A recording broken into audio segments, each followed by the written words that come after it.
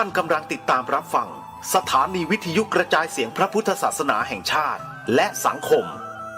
คลื่นเพื่อการศึกษาพระพุทธศาสนาและวัฒนธรรมระบบ FM 104.5 เมกะเฮิรตซ์รายการต่อไปเป็นรายการคดีโลกคดีธรรม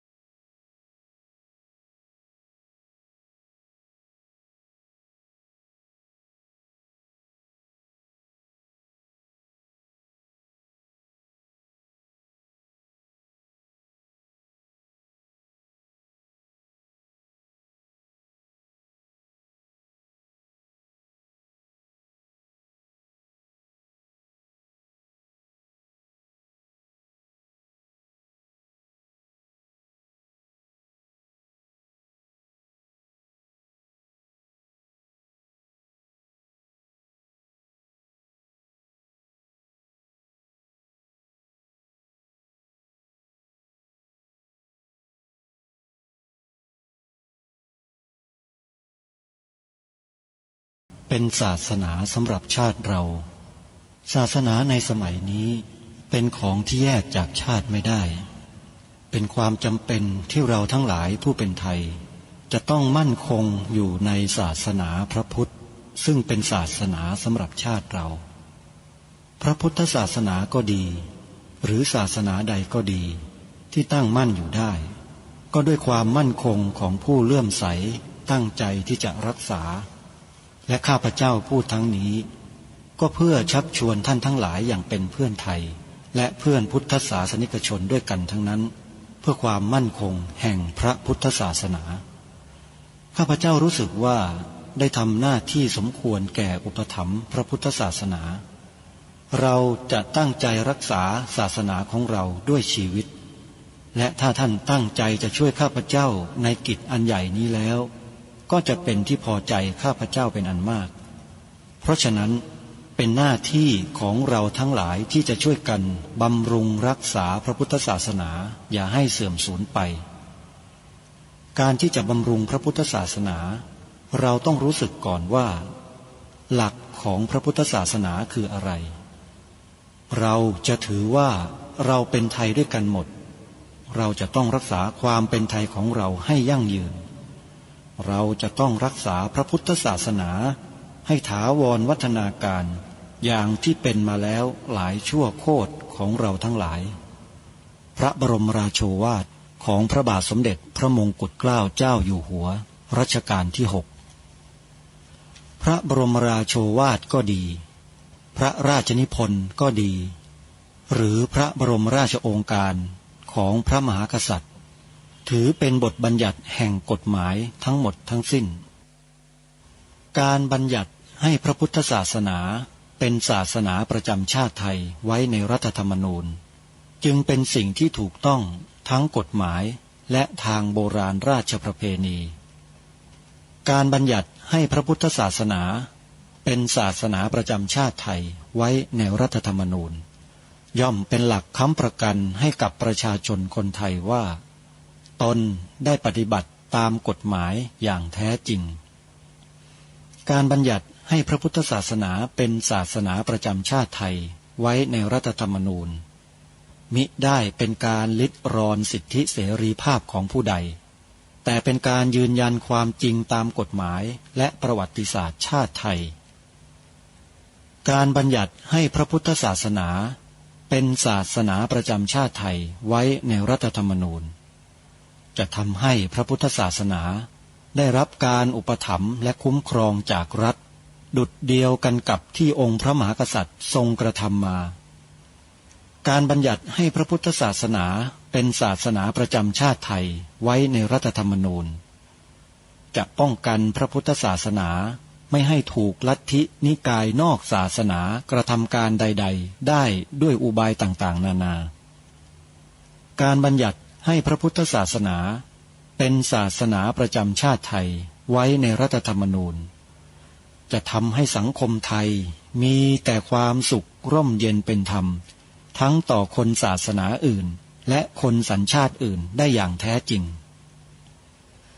แต่ถ้าไม่บัญญัติให้พระพุทธศาสนา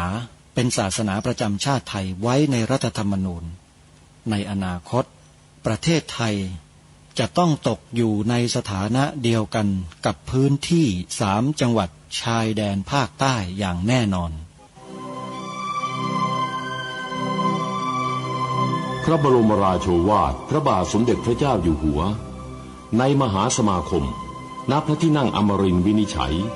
ในพระบรมมหาราชวังโดยที่พระพุทธศาสนาเป็นศาสนาประจำชาติของเราทั้งตามความศรัทธาเชื่อมั่นของข้าพเจ้าเองก็เห็นเป็นศาสนาที่ดีศาสนาหนึ่งเนื่องในบรรดาสัจธรรมคำสั่งสอนอันชอบด้วยเหตุผลจึงเคยคิดอยู่ว่าถ้าโอกาสอำนวยข้าพเจ้าควรจะได้บวชสักเวลาหนึ่งตามราชประเพณีซึ่งจะเป็นทางสนองพระเดชพระคุณพระราชบูรพการีตามคตินิยมด้วย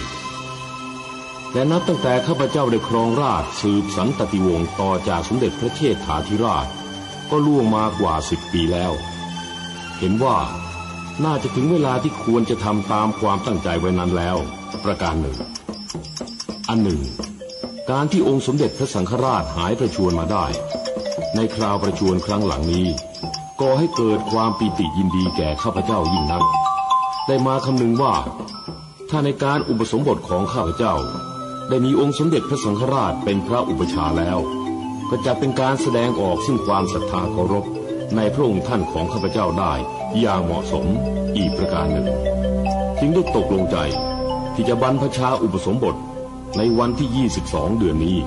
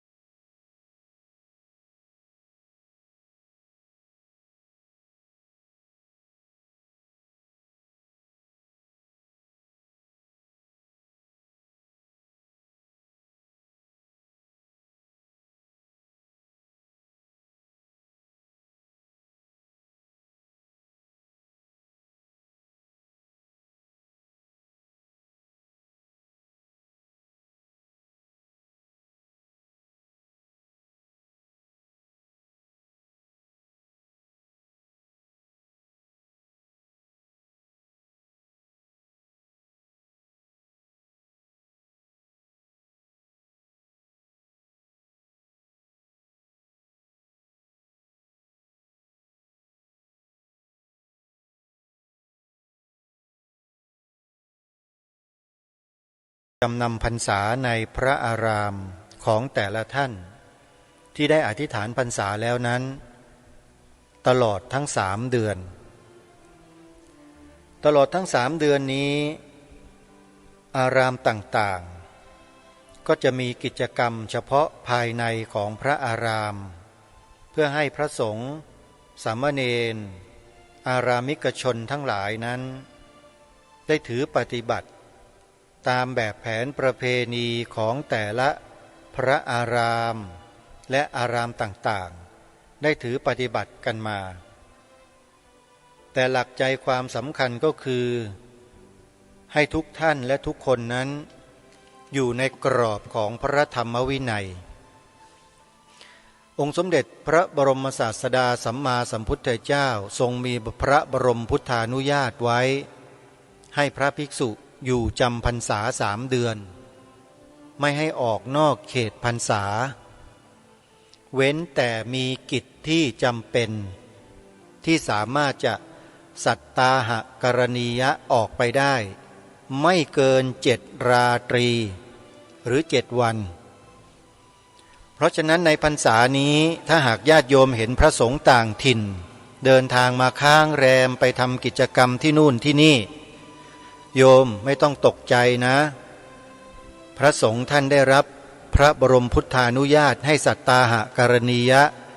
คือสามารถลาพรรษาได้7 วันในการออกนอกพื้นที่อธิษฐานเข้าพรรษาหรือพูดภาษาง่ายๆก็คือว่าอนุญาตให้ไปทำกิจนอกวัดได้ไม่เกิน7 วันแล้วกลับเข้ามาก่อนที่ดวงตะวันจะขึ้นในวันที่7เพราะฉะนั้นพระสงฆ์ที่ทำงานพระศาสนามีอยู่จำนวนมากอาตมาภาพก็คือ1 ในนั้นเหมือนกันมีกิจมีหน้าที่ที่จะต้องไปโปรดไปกระทำไปอะไรต่างๆนอกพระอารามเป็นปกติเพราะเป็นงานสื่อสารมวลชนท่านผู้ฟังเพราะฉะนั้นในวันนี้ทุกวัดทั่วประเทศก็จะได้ประกอบพิธีอธิษฐานเข้าพรรษากันก่อนจะอธิษฐานเข้าพรรษาก็เป็นธรรมเนียมโดยทั่วไปว่าพระสงฆ์ทุกรูปจะต้องทำสามีจิกรรมพร้อมกันโดยพรรษาคือใครมีพรรษาเดียวกันทำสามีจิกรรมพร้อมกันต่อพระมหาเถระที่อยู่จำพรรษานั้นโดยให้ทำกันทั้งหมดนี่คือประเพณีธรรมเนียมแบบแผนที่ดีงามของหมู่สงฆ์ของเราจะต้องสืบสารรักษาต่อยอดกันต่อไปท่านผู้ฟังญาติโยมสาธุชนก็มีส่วนในการที่จะสนับสนุนส่งเสริมกิจกรรมในวันเข้าพรรษาได้ก็คือ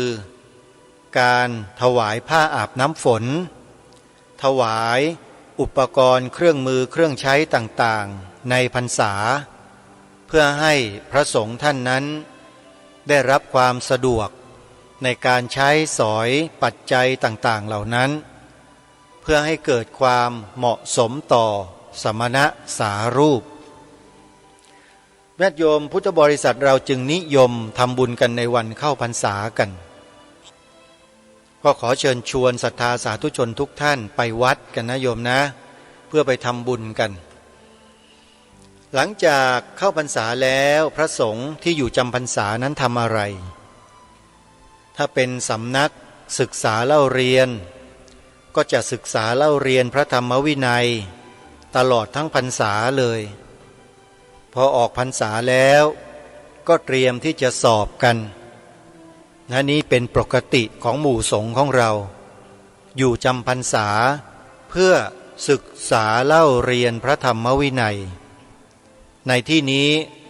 ก็หมายถึงนักธรรมตรีนักธรรมโทนักธรรมเอกหรือบางวัดมีพิเศษขึ้นไปอีกเรียนพระบาลีประโยค1-2ประโยค3ประโยค4-5-6ประโยค7-8-9เป็นต้น และยังมีพิเศษขึ้นไปกว่านั้นอีกบางสำนักมีการศึกษาเล่าเรียนพระอภิธรรมด้วยอันนี้ก็ยิ่งพิเศษเลยเพราะเป็นปรมัตถธรรมที่หาศึกษาเล่าเรียนได้ยากมากๆในยุคปัจจุบันนี้สำนักเรียนพระอภิธรรมหลายต่อหลายแห่งก็ได้ปิดตัวลงไปเพราะหาผู้สอนและผู้เรียนยากท่านสาธุชนทุกท่านในพระพุทธธรรมนายของพระสัมมาสัมพุทธเจ้าซึ่งมีปรากฏอยู่ในคัมภีร์ท่านได้ตรัสถึงความเสื่อมสลายของพระธรรมวินัยส่วนที่จะเสื่อมไปก่อนก็คือส่วนที่ยากที่สุดนั่นก็คือพระอภิธรรมเพราะจะหาผู้ที่ทรงจำศึกษาเรียนรู้ยากแล้วก็จะหมดไปเป็นอันดับแรกจากนั้นพระสุตตันตปิฎกหรือว่าพระสูตรก็จะหมดตามมาก็ยังคงเหลือแต่พระวินัยเป็นสุดท้ายแต่ก็ต้องอันตรธานหมดสิ้นไปเช่นเดียวกันแต่กว่าจะถึงจุดนั้นเนี่ยต้องใช้เวลาอีกหลายล้านปีท่านผู้ฟังไม่ต้องห่วงนะฮะไม่ต้องห่วงว่าจะหายไปง่ายๆคิดมองการไกลไว้ก่อนตราบใดที่พระธรรมวินัยยังมีผู้ถือปฏิบัติศึกษาเล่าเรียนกันอยู่พระพุทธศาสนาก็จะไม่ว่างเว้นไปจากโลกใบนี้เลยการศึกษาเล่าเรียนพระปริยัติธรรมนั้นจึงเป็นหัวใจที่มีความสำคัญที่สุดเมื่อศึกษาเล่าเรียนดีแล้วความรู้ในเรื่องการศึกษาเล่าเรียนนั้นแหละจะนำไปสู่การปฏิบัติที่ถูกที่ตรงได้แต่ถ้าไปปฏิบัติโดยไม่ได้รับการศึกษาเรียนรู้ให้ถูกต้องตรงตามสภาวะเนี่ยความผิดพลาดอาจจะเกิดขึ้นได้และในปัจจุบันก็มีเกิดขึ้นแล้วมีคนบางคนบางกลุ่มบางพวกที่อ้างตัวเองว่าเป็นชาวพุทธแต่เวลาไปกล่าวไปแสดงไปอ้างคำสอนของพระพุทธเจ้าปรากฏว่ากล่าวผิดกล่าวไม่ถูกต้องตามหลักธรรมคำสอนของพระสัมมาสัมพุทธเจ้าเช่นบอกว่าพระอรหันต์มาเกิดใหม่ได้พระอนาคามีเลือกเกิดได้ไอ้อย่างนี้แหละเขาเรียกว่าผิดเพี้ยนโยมผิดเพี้ยนเลยใครสอนว่าพระอรหันต์มาเกิดใหม่ได้ก็ดีพระอนาคามีมาเกิดเป็นมนุษย์ได้ก็ดีพวกนี้ผิดหมดเลยโยมไม่ถูกต้องนะพูดกันแบบง่ายๆสรุปสั้นๆเลยแล้วใครที่กล่าวหาพระสงฆ์ที่รับปัจจัยญาติโยมด้วยมือว่าพระสงฆ์ที่รับเงินเหล่านี้เป็นมหาโจรก็เหมือนกันไอ้พวกนี้ก็เหมือนกันโยมผิดกล่าวผิดกล่าวตู่พระธรรมวินัยของพระสัมมาสัมพุทธเจ้ากันทั้งนั้นเลยพระสัมมาสัมพุทธเจ้าไม่เคยมีหลักธรรมคำสอนแบบนี้อยู่ในพระไตรปิฎกที่ตรัสว่าพระสงฆ์รูปใดรับเงินรับทองรับปัจจัยจากญาติโยมเป็นมหาโจรเนี่ยไม่มีนะคนพวกนี้มาว่ากันเอาเองทั้งหมดถามว่าพวกนี้เอามาว่าอย่างนี้เพื่ออะไรเพื่อทำลายศรัทธาของประชาชนที่มีต่อพระสงฆ์ก็แค่นั้นเองมันทำอย่างอื่นไม่ได้มันก็ทำลายด้วยวิธีการใช้วาจานี่แหละเพราะฉะนั้นวาจานี่จึงเป็นเรื่องที่สำคัญมากพูดแล้วให้คนเชื่อได้หลงได้พูดให้คนมั่นอกมั่นใจได้พูดให้คนเกิดความดีได้ความชั่วได้ความเลวได้พูดให้คนมีอุดมคติจนเกิดกลายเป็นอุดมการณ์ได้ด้วยวาจานี่แหละรายการนี้จึงย้ำกับท่านผู้ฟังมาโดยตลอดว่าเราควรใช้วาจาของเรานี่แหละให้เป็นประโยชน์ต่อพระพุทธศาสนาต่อส่วนรวมประเทศชาติบ้านเมืองของเราด้วยการกล่าวในสิ่งที่ถูกต้องสิ่งที่ถูกต้องในระดับของชาติบ้านเมืองก็เป็นอย่างที่ทางรายการได้แนะนำท่านผู้ฟังไปนักต่อนักแล้วก็คือประโยคสองประโยคที่ว่าพระพุทธศาสนาเป็นศาสนาประจำชาติไทยของเราอันนี้ประโยคหนึ่ง สีขาวในธงชาติไทยหมายถึงพระพุทธศาสนาเท่านั้นอันนี้ก็ประโยคนึงใครอย่ามาน้อยเนื้อต่ำใจในเรื่องนี้นะถ้าหากน้อยเนื้อต่ำใจเนี่ยก็จะเข้าข่ายพระราชดำรัสของล้นเกล้ารัชกาลที่ 4ที่ตรัสไว้ว่าคนพวกเนี้ยเป็นพวกโลภล่วงเกินไปเพราะฉะนั้นจึงไม่มีสิทธิ์ที่จะมาอิจฉาพระพุทธศาสนาในข้อนี้ศาสนาพุทธเป็นศาสนาประจำชาติไทยก็คือประจำชาติไทยศาสนาอื่นลัทธิอื่นไม่ใช่ก็คือไม่ใช่แต่อยู่ร่วมกันได้แต่ถ้าอยู่แล้วมีอาการกระเหี้ยนกระหือรืออยากจะตีตนเสมอพระพุทธศาสนาด้วยสิทธิที่ควรมีควรได้เสมอกันด้วยอำนาจที่ควรมีเสมอกันนั้นทำไม่ได้ไม่มีสิทธิ์ในการที่จะคิดแม้แต่นิดเดียวที่จะตีตนเสมอฐานะกับพระพุทธศาสนาเพราะประเทศไทยมีศาสนาประจำชาติเพียงศาสนาเดียวเท่านั้นคือพระพุทธศาสนาทีนี้ฐานะนี้ถ้าจะดำรงมั่นอยู่ตลอดไปได้คนไทยทุกคนต้องช่วยกันกล่าวเปล่งวาจานี้ให้ลูกหลานของเราได้ยินแล้วให้เขานั้นเปล่งกล่าววาจาประโยคนี้ต่อเนื่องกันไปนำความจริงเนี้ยถ่ายทอดต่อกันไปให้ลูกหลานเยาวชนให้ผู้ใต้บังคับบัญชาให้ผู้ที่อยู่ภายในองค์กรของเราเนี่ยได้กล่าวตามคำนี้เพราะเป็นความจริงของประเทศของเราสิ่งอื่นลัทธิอื่นไม่ใช่ไม่ได้อยู่ในฐานะนี้นะรายการนี้ย้ำมาโดยตลอดแล้วก็ไม่ได้พูดเองคิดเองด้วยเรื่องนี้องค์พระมหากษัตริย์ตรัสไว้พระราชทานไว้สมบูรณ์แล้วสีขาวในธงชาติไทยนั้นเป็นเครื่องยืนยันชัดเจนว่าหมายถึงพระพุทธศาสนาเท่านั้นมี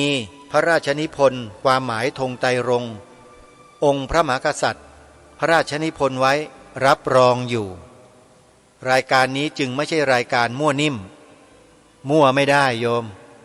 พูดออกอากาศออกวิทยุอย่างนี้มั่วไม่ได้นะพูดมั่วไม่ได้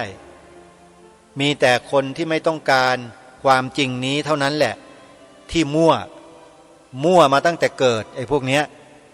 นะมาต่อต้านคัดค้านศาสนาพุทธว่าไม่ได้เป็นศาสนาประจำชาติเนี่ยพวกนี้มันมั่วมาตั้งแต่กำเนิดขอบอกได้เลยพวกเราคนไทยอย่าไปมั่วตามก็แล้วกันฝากไว้นะอันนี้เป็นเรื่องสำคัญและเรื่องใหญ่มากนี่แหละฮะ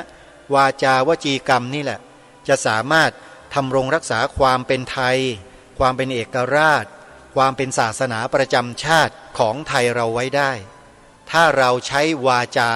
ให้เป็นประโยชน์ด้วยกันวันนี้จะนำเสียงการปาฐกถาบรรยายของท่านศาสตราจารย์ดร.เกรียงศักดิ์เจริญวงศ์ศักดิ์ประธานสถาบันการสร้างชาติมาเปิดให้แก่พวกเราได้สดับรับฟังกันในวาระที่เหลืออยู่ซึ่งยังมีเวลาเหลืออยู่จำนวนหนึ่งก็จะนำมาเปิดให้พวกเราได้ฟังจนครบถ้วนกระบวนความกันว่าสถาบันการสร้างชาตินี้เกิดขึ้นมาในประเทศไทยเราเนี่ยเพื่ออะไรเหตุผลยังไงฟังมาพอสมควรแล้วและเดี๋ยวมาฟังตอนท้ายที่ท่านศาสตราจารย์ดร.เกรียงศักดิ์เจริญวงศ์ศักดิ์ท่านสรุปให้พวกเราได้ฟังกันในช่วงท้ายว่าท่านมีบทสรุปว่าอย่างไรไปติดตามรับฟังพร้อมๆกันได้ณบัดนี้สถาบันสร้างชาติตั้งใจจะทำประเทศไทยที่เป็นชุมชนใหญ่ที่สุดที่มารวมตัวกันเพื่อทำให้โลกดีขึ้นและทำให้ประเทศเราทั้งประเทศเป็นต้นแบบนานาระยะประเทศเราจะรวมตัวคนดีมัดเป็นก้อนโดยการบอกว่าขอให้เกิดคนดีเก่งกล้าในทุกหมู่บ้าน 80,000 หมู่บ้านทุกตำบล 8,000 ตำบลทุกอำเภอ800 กว่าอำเภอและทุกจังหวัด77 จังหวัดให้มีคนสร้างชาติเป็นตัวอย่างให้คนอื่นดูให้เห็นว่าเราทำแบบนี้ถ้าคิดว่าดีทำตามเราไม่เอาแต่พูดเราทำให้ดูก่อน แล้วรวมตัวคนและลงไปทำให้ทุกที่ที่เราไปเนี่ยมันดีให้ได้ทุกหย่อมย่าในประเทศไทยสถาบันสร้างชาติเดินหน้าไปทีละนิดกินช้างทีละคำพยายามทำให้เกิดการรวมตัวของคนดีเก่งกล้าเป็นคนสร้างชาติในทุกพื้นที่และในทุกเรื่องทุกประเด็นที่อยู่ในสังคมไทยสถาบันสร้างชาติพยายามที่จะให้ประเด็นต่างๆที่ร่วมกันอยู่ในชาตินั้นซึ่งบังเอิญเขาแบ่งอย่างสุดยอดในอำนาจอธิปไตยลงที่258กลุ่มให้สังเกตดีๆแยบคายที่สุดการอยู่ร่วมกันโดยใช้อำนาจอธิปไตยคืออำนาจฝืนใจคนชั่วไม่ทำร้ายคนดีด้วยอำนาจรัฐเรียกว่าอำนาจคือบังคับฝืนใจคนชั่วไม่ให้ทำชั่วอำนาจไม่ได้มีไว้เพื่อคนดีคนดีไม่ต้องใช้อำนาจจูงใจกันด้วยเหตุผลเชื่อใจกันด้วยสิ่งที่เรานั้นดำเนินชีวิตอยู่และเป็นแบบอย่างบันดาลใจให้คนทำตามสังคมคนที่มีคนดีคนชั่วปนเปกันจึงต้องสกัดคนชั่วไม่ทำร้ายคนดีโดยกระบวนการยุติธรรมเป็นต้นอำนาจรัฐจึงมีไว้ไม่ได้มีไว้พร่ำเพรื่อสังคมที่ดีคือคุกไม่มีคนอยู่ผู้พิพากษาตบยุงไม่มีคดีให้ทำตำรวจเบื่อไม่รู้จะจับผู้ร้ายคนไหนเพราะไม่มีผู้ร้ายให้จับสังคมที่ชั่วคือคุกขยายไปเรื่อยที่นอนในคุกไม่พอศาลเหนื่อยมากเพราะคดีล้นตำรวจเหนื่อยสาหัสเพราะว่าคนร้ายเยอะจังไปเต็มไปหมดสังคมที่ดีอารยะคือสังคมเจริญสูงสุดเป็นรากเหง้าของคุณงามความดีเสมอขอพูดง่ายๆเลยครับผมศึกษาอารยธรรมทั้งโลกตลอดประวัติศาสตร์ 6,000 ปีที่มีลายลักษณ์อักษรและไม่มีลายลักษณ์อักษรก่อนนั้นรากฐานสังคมที่เจริญเป็นอารยธรรมต่างมีคุณธรรมเป็นฐานทั้งสิ้นเมื่อถอนคุณธรรมออกอารยธรรมล่วงถ้าใส่เข้าไปนานๆเข้าลุ่งมันคือหลักคุณธรรมคุณงามความดีแท้จริงดังนั้นในสังคมหนึ่งเราต้องช่วยกันสร้างด้วยหลักที่อารยะที่มีคุณงามความดีแท้จริงถ้านั้นทำอย่างนั้นได้เราต้องให้ทุกประเด็นแทรกเข้าอยู่ทุกกลมเพราะอำนาจของรัฐในการควบคุมลงมาอยู่ให้กับ258กรม20กระทรวงหมายความว่าเราต้องทำให้คนอารยะอยู่ในสังคมของเราในทุกที่ทุกคนทุกแห่งเกิดในทุกกรมมีคนอารยะเข้าไปช่วยกำกับสนับสนุนเกื้อหนุนข้าราชการทุกกรมทั้งทหารตำรวจทุกที่มีคนอารยะประจำอยู่ทุกที่ช่วยสนับสนุนคนไทยมีนิสัยที่เสียหายอย่างที่ไม่รู้ใครสั่งสอนมาชอบวางเฉยกับสิ่งที่ดีงามหรือชอบเอาแต่ว่าเขาต่อว่าบนตลอดแต่ถามบอกไปแล้วทำไมไม่ลงไปทำให้เขาดูเอาแต่ว่าเขาคนสร้างชาติเป็นคนไม่ค่อยว่าใครนะครับลงไปทำให้ดูแล้วบอกทำตามที่เราทำให้ดูเราจึงอยู่กับ258กลุ่มข้าราชการจะสบายใจกับพวกเรามากเพราะเราไม่เอาแต่ด่าเอาแต่ว่าเอาแต่ตำหนิเราลงไปช่วยเขาสนับสนุนเขาในส่วนที่เขาเหนื่อยยากอยู่แล้วทำไม่ค่อยไหวช่วยกันหนุนไปทางที่ดีให้ได้ผมไม่ใช่ชอบจับผิดใครนะผมชอบจับถูกนะจับผิดไม่ชอบทำชอบจับถูกดังนั้นบรรยากาศสาธารณะจะเป็นเชิงบวกเลยคิดว่าสังคมต้องอยู่กันแบบนี้ดังนั้นเราลงมือทำอะไรครับเราลงมือทำให้เกิดบรรยากาศในทุกหมู่บ้านตำบลอำเภอจังหวัดในทุกกรมและทุกประเด็นที่สังคมไทยพองไทยอำนาจรัฐลงไปทั้งประชาชน70ล้านในทางที่ทุกประเด็นอยู่ในทางที่ดีงามให้ได้เป็นมีคนอารยะอยู่ที่นั่นและคนทุกประเภทในสังคมแต่ต้องมีคนอารยะอยู่ที่นั่นเราเรียกโมเดลนี้3ส่วนว่า area based พื้นที่ issue based ประเด็น people based ก็คือประเภทคนเราจับผู้นำ9ประเภทในสังคมเพื่อหัวจะลากหางตามไปผมวิเคราะห์เสด็จน้ำตั้งแต่ปี 2538 หน้า 65 หนังสือเรื่องปฏิรูปการเมืองว่าถ้าอยากเปลี่ยนประเทศต้องจับหัว9ประเภทนี้ให้ลากหางให้ได้นี่คือที่มาของเอาหัว9ประเภทมาเรียนสถาบันสร้างชาติดูสิครับว่าคนของเราที่เรียนกันทุกหลักสูตร30กว่ารุ่นมาเนี่ยเราทำอะไรเราเอานายกรัฐมนตรีที่เต็มใจมาเรียนเราเอารัฐมนตรีเรารองนายก30-40 คนแล้วเราปลัดกระทรวงอธิบดี หัวหน้าส่วนราชการเอาทหารตำรวจที่เป็นนายพลนายพันมาเรียนเราเอาศาลมาเรียนศาลชั้นผู้ใหญ่ศาลชั้นกลางเราเอาอัยการมาเรียนเราเอาประธานบริษัทเราเอาซีโอเอาดารานักแสดงเราเอาสื่อมวลชนเราเอานักเขียนเราเอาครูบาอาจารย์เอาศาสตราจารย์มาเรียนเอาอธิการบดีมาเรียนเอาผอโรงเรียนมาเรียนเราพระสงฆ์องค์เจ้ามาเรียนเพื่ออะไรครับเพราะเอาหัวลากหางหัวดีก็ลากหางไปทางที่ดีหัวไม่ดีก็ลากหางไปทางที่ชั่วเราจึงพยายามทำอย่างครบองค์ประกอบที่เดียวในโลกพี่น้องอาจจะฟังแล้วรู้สึกว่าโอ้ประเทศไทยนี่ขนาดนี้เลยหรือเนี่ยขนาดนี้แหละครับผมนี่แหละอาจารย์มหาลัยเบอร์หนึ่งของโลกครับตั้งแต่ที่ฮาร์วาร์ดที่ออกซฟอร์ดไม่มีวิชาแบบที่เราพูดถึงนี้ในการสร้างชาติตกหล่นครั้งยิ่งใหญ่ประวัติศาสตร์โลกมนุษย์สอนแต่วิชาการเป็นซีกประธานาธิบดีนายกรัฐมนตรีทุกคนหลงทางหมดไม่สามารถที่จะพาประเทศไปได้จบฮาร์วาร์ดมามหาวิทยาลัยเบอร์หนึ่งของโลกประเทศไปไม่ได้เท่าไหร่หรอกครับตกทุกข์ได้ยากกันหมดโลกสถาบันการสร้างชาติพยายามจะทำหลักสูตรการสร้างชาติเป็นนวัตกรรมเอกของโลกที่ไม่เคยมีและจะทำคุณูปการต่อโลกผ่านประเทศไทยอันเป็นต้นแบบเพื่อที่จะช่วยทำให้สิ่งที่ดีงามเกิดขึ้นกับประเทศของเราผมอยากจะฝากบอกว่าที่เราทำอยู่นี้เพราะเราคิดจะรวมคนเป็นระบอบชุมชนเพื่อมามนุษย์ที่ดีเก่งกล้าอยู่สอดคล้องกับธรรมชาติมนุษย์อยู่สอดคล้องกับธรรมชาติไม่ว่าจะเป็นวัตถุโลกพฤกษโลกสัตวโลกและมีระบอบธรรมะที่แยกผิดชอบชั่วดีให้มนุษย์อยู่ด้วยกันอย่างอารยะเราอยากทำเป็นประเทศแรกในโลกเพื่อมีอานิสงส์เป็นมหาอำนาจทางความดีไม่ใช่ทางความชั่วไปยึดครองชาวบ้านเขาแผ่บารมีไปช่วยมนุษยชาติผ่านการทำให้ดูในประเทศไทยเป็นต้นแบบนานาอารยประเทศเราจะสร้างชาติเพราะเราต้องการทำมนุษย์ที่อยู่ด้วยกันเพราะมนุษย์ 8,000 ล้านอยู่กันบนประเทศต่างๆเราต้องการประเทศไทยเป็นต้นแบบและทำประเทศไทยให้ดีที่สุดแบบที่พึงเป็นถ้าท่านคิดว่าที่อื่นดีผมเนี่ยไปมาทั่วโลกแล้วประเทศทุกประเทศบกพร่องหมดอเมริกาเบอร์หนึ่งของโลกมีคนจรจัดนอนบนถนนเต็มประเทศเลยฆ่าฟันกันเหยียดหยามกันแบ่งสีผิวทำลายล้างกันไปประเทศไหนมันก็มีปัญหาไปหมดโลกเพราะมนุษย์เป็นมนุษย์มีปัญหาประเทศไทยต้องทำมนุษย์เป็นคนดีเก่งกล้าปัญหามันจะได้เบาบางแล้วเป็นต้นแบบที่ดีทำไมเราต้องสร้างชาติเพราะมนุษย์อยู่ด้วยกันบนประเทศชาติประเทศชาติ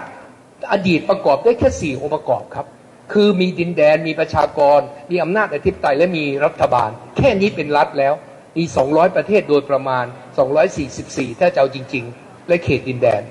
แต่เป็นประเทศไม่อารยะเราต้องการชาติที่อารยะอารยะนั้นชาติเกาะอยู่บนอะไรครับอุดมการณ์แห่งชาติที่ถูกต้องที่ดีงามบนสัจธรรมแห่งชาติที่ถูกต้องบนอัตลักษณ์ของชาติที่มีสภาพถ่ายทอดไปถึงคนรุ่นต่อๆไปได้และเป็นแบบอย่างที่ดีต่อกันผมอยากจะเล่าให้ฟังในเวลาแสนจำกัดเขาบอกผมตลอดเวลาว่าเวลาใกล้หมดผมก็อยากจะบอกกับพวกเราทุกคนว่าทำไมต้องเยาวชนหัดช่วยกันสร้างชาติทุกคนมีหน้าที่สร้างชาติเพื่อเราไม่เป็นคนลกชาติลงคนลกโลกเราต้องช่วยกันอย่าเกะกะอยู่ในประเทศและอยู่ในโลกเกิดมาแล้วเกะกะเหมือนกับขยะอยู่ในบ้านวางลกไปหมดไม่มีประโยชน์อะไรพุทธวจนะบอกว่าอย่าเป็นคนลกโลกฉะนั้นเราก็จะไม่ลกโลกแล้วจะลกไม่ลกโลกก็ต้องไม่ลกชาติเพราะโลกก็คือมนุษย์สังคมมนุษย์ท่านผู้มีเกียรติครับผมจะชวนท่านเป็นคนที่มีประโยชน์มีคุณค่ามีความหมายหาคำตอบที่ยิงปืนนัดเดียวได้นกทุกฝูงทำน้อยได้เยอะชีวิตที่มีความสุขถ้าทำประโยชน์ส่วนรวมนะครับท่านจะเกิดความสุขอย่างประหลาดขอยืนยันว่าเป็นสุขที่เหนือกว่าสุขใดๆถ้าเราทำความดีและอยู่ได้จริงโลกจริงด้วยโดยไม่ต้องไปห่มเหลืองอย่างเดียวนะไม่ต้องไปห่มเหลืองอย่างเดียวถึงจะทำอย่างนี้ได้ทำได้ขณะที่เราเป็นเด็ก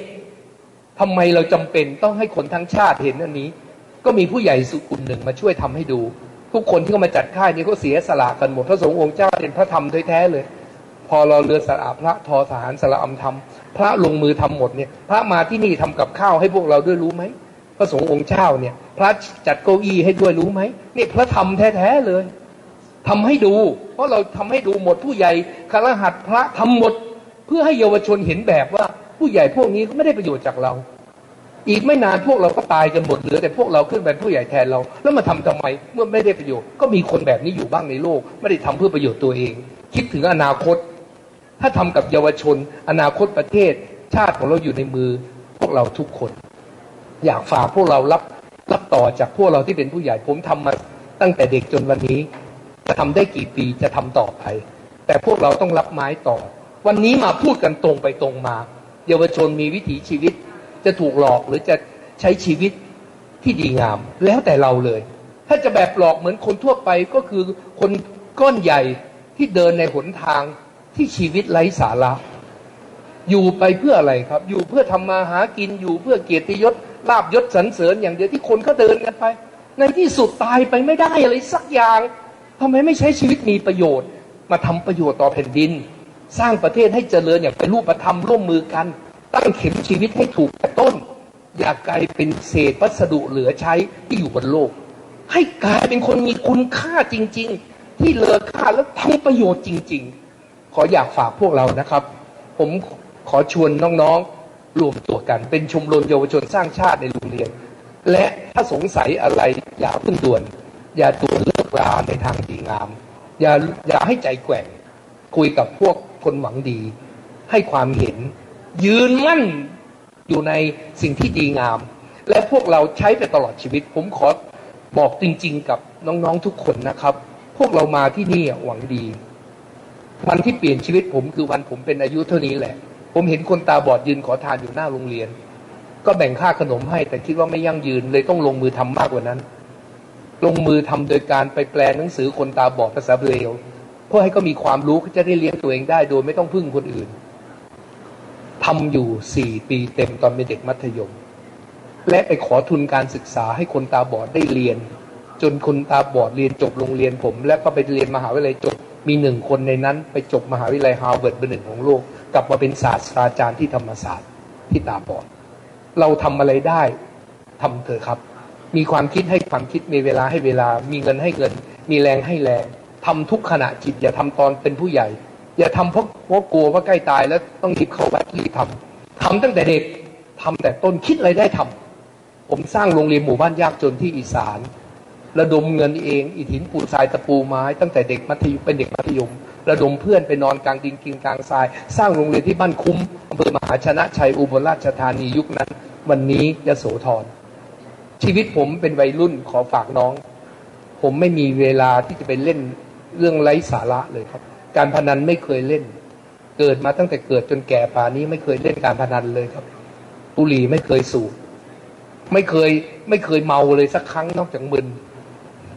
แต่เมาไม่เคยท่านผู้มีเกียรติครับน้องๆครับผมจะขอน้องๆได้ไหมให้จริงใจกับตัวเองจริงใจกับชีวิตขอเลยขอจริงๆอย่าถูกคนอื่นหลอกเล่นเกมทั้งวันมันก็แค่สนุกไม่มีประโยชน์เลยหรอกอยู่กับอินเทอร์เน็ตเล่นเกมทั้งวัน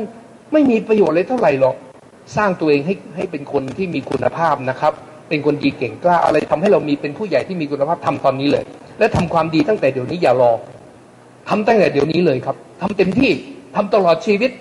และท่านจะพบชีวิตที่มีความสุขผมพบแล้วถ้าน้องๆอยากรู้ว่าคนพบความสุขสำเร็จได้ผมนี่แหละครับ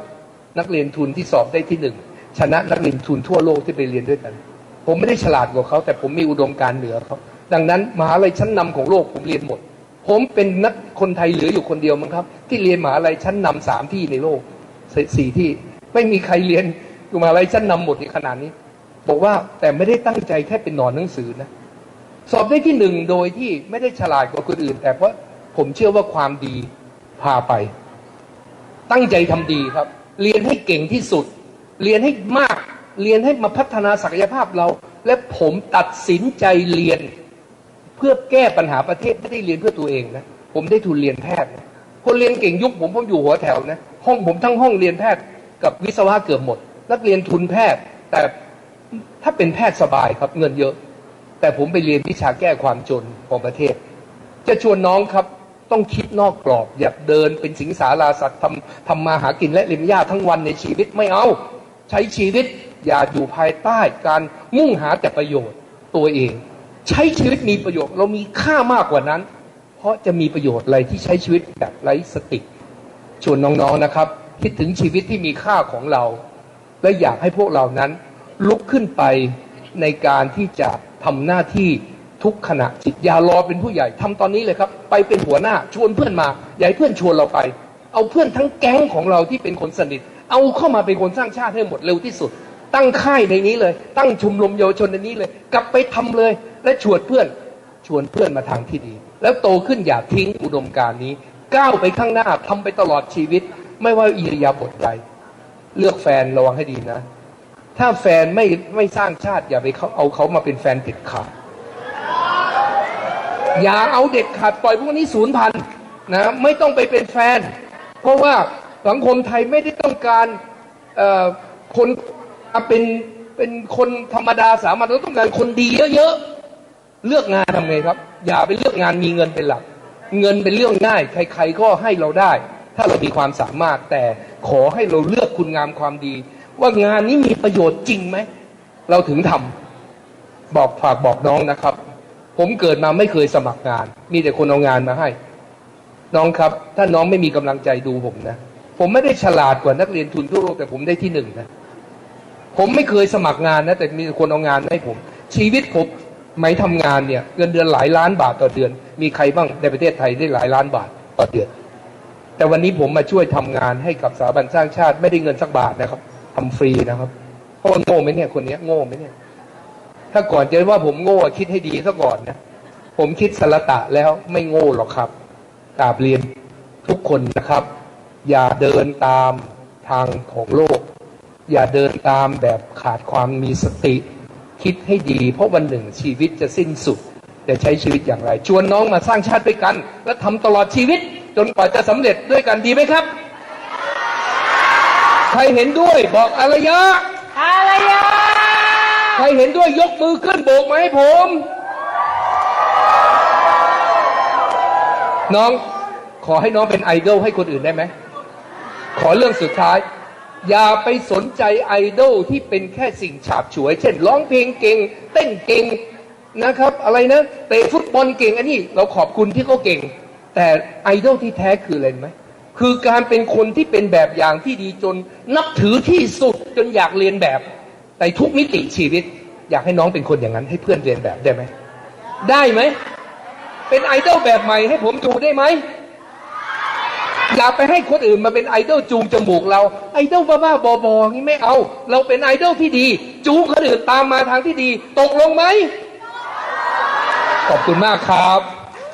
ขอเสียงปรบมือขอบพระคุณศาสตราจารย์ดร.เกรียงศักดิ์ เจริญวงศ์ศักดิ์ค่ะโอ้โหเป็นช่วงเวลาสั้นๆที่แสนคุ้มค่านะคะต้องขอบพระคุณท่านอาจารย์แดนของเราเป็น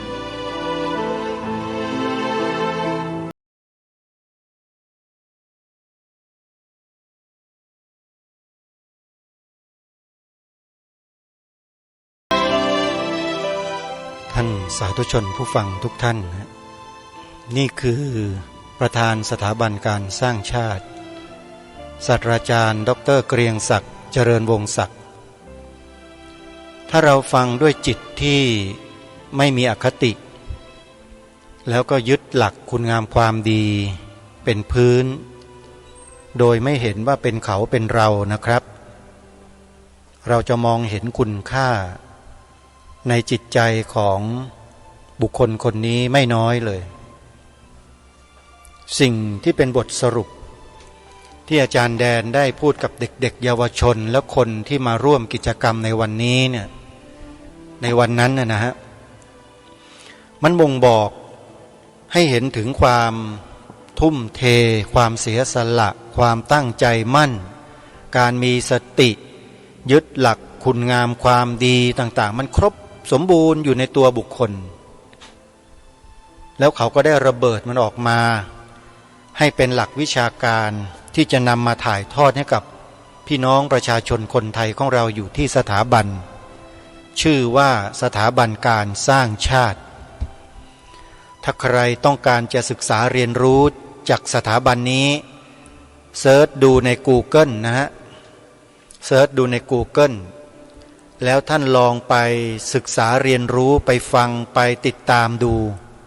ท่านจะมองเห็นมิติหลายๆมิติที่มีอยู่ในสถาบันดังกล่าวสิ่งที่ทางผู้ดำเนินรายการพูดมาโดยตลอดก็คือว่ายังไม่เคยเห็นสถาบันใดในโลกใบนี้นะที่มีความรู้ความสามารถมีประสบการณ์มากมายอย่างเนี้ยมานิมนต์พระสงฆ์ให้เข้าไปมีส่วนร่วมกับงานขับเคลื่อนคุณงามความดีของผู้คนในสังคมเท่ากับสถาบันการสร้างชาติแห่งนี้เลยไม่เคยเลยฮะมีแต่สถาบันนี้แหละแล้วเขาก็เปิดโอกาสให้แสดงศักยภาพได้เต็มที่เลย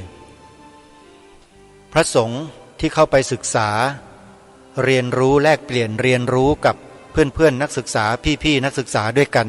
ที่มีประสบการณ์มากมายหลายอาชีพที่รวมกันอยู่ตรงนั้นอย่างที่ท่านอาจารย์แดนพูดเนี่ย